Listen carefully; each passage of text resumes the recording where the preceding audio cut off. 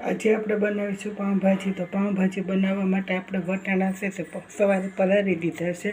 તો આપણી પાસે બટેટા છે, રીંગણું છે ને દૂધી છે। તો બધાને ધોઈને બાફવા મૂકી દેશું। ગેસ ચાલુ કરી દીધો છે, કુકર મૂકી દીધું છે। હવે 5 સીટી વગાડી લેશું।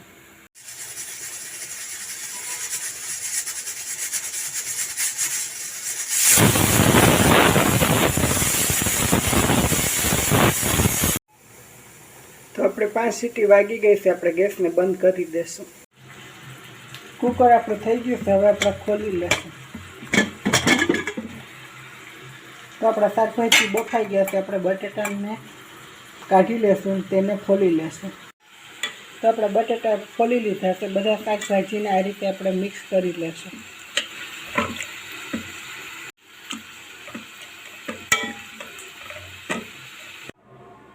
તો આપણે ભાજી વઘારવા માટે આપણે ડુંગળીને સુધારી લઈશું ઝીણી। ભાજી આપણે લોખંડના બકાડિયામાં બનાવીશું। તો આપણે ગેસ ચાલુ કરી દીધો છે, તેલને મૂકી દેશું।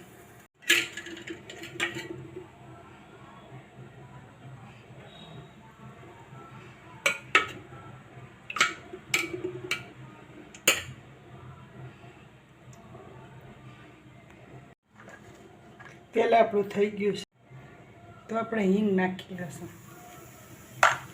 ત્યાર પછી ડુંગળીને વઘારી લઈશું। તો આપણે ડુંગળી છે તેને ગોલ્ડન કલરની થવા દેશું। ધીમા ગેસ ઉપર આપણે સળવા દેશું। તો આપણી ડુંગળી સળે છે, તો આપણે ટમેટા 2-3 સુધારી લઈશું। તો આપણે ટમેટા સુધારી લીધા છે। તો આપણી ડુંગળી તળી ગઈ છે, હવે આપણે ટમેટાને નાખી દઈશું।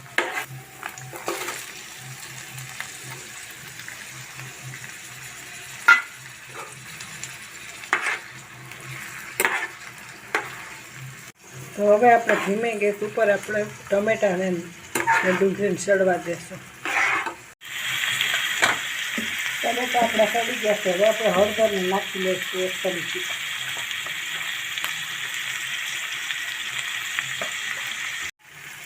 આપણો વઘાર તૈયાર થઈ ગયો છે, હવે પાઉંભાજીને આપણે નાખી દઈશું। શાકભાજી બાફા છે,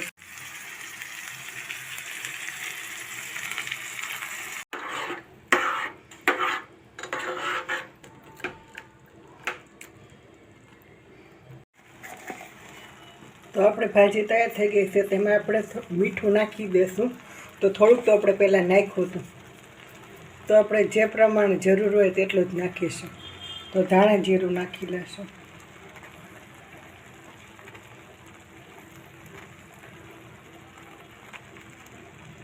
ગરમ મસાલો, તો આપણે ગરમ મસાલાની 2 ચમચી નાખી દઈશું।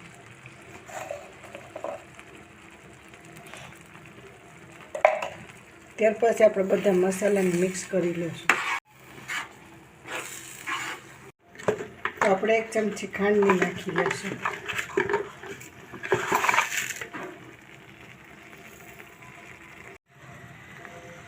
તો આપણી ભાજી તૈયાર છે, તો હવે આપણે વઘાર કરી લઈશું। તો આ રીતે આપણે વચ્ચેથી થોડીક જગ્યા કરી લઈશું।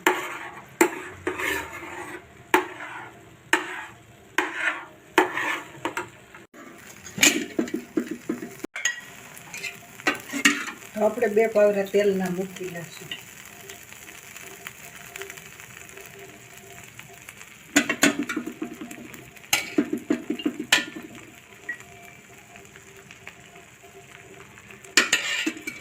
આપણું તેલ થઈ ગયું છે, હવે આપણે નાખી દઈશું।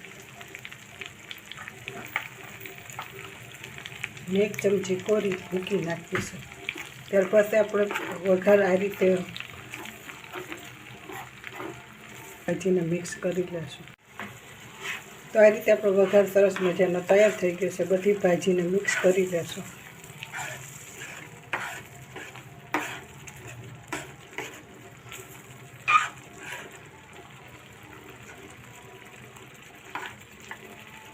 તો આ રીતે બજારમાં મળતી હોય તેવી જ ભાજી આપણી ઘરે સરસ મજાની તૈયાર થઈ ગઈ છે।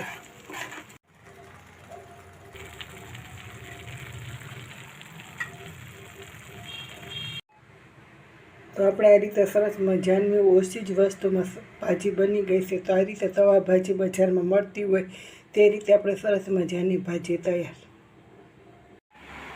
તો આ રીતે સરસ મજાની ગરમમાં ગરમ પાઉંભાજી આપણી તૈયાર.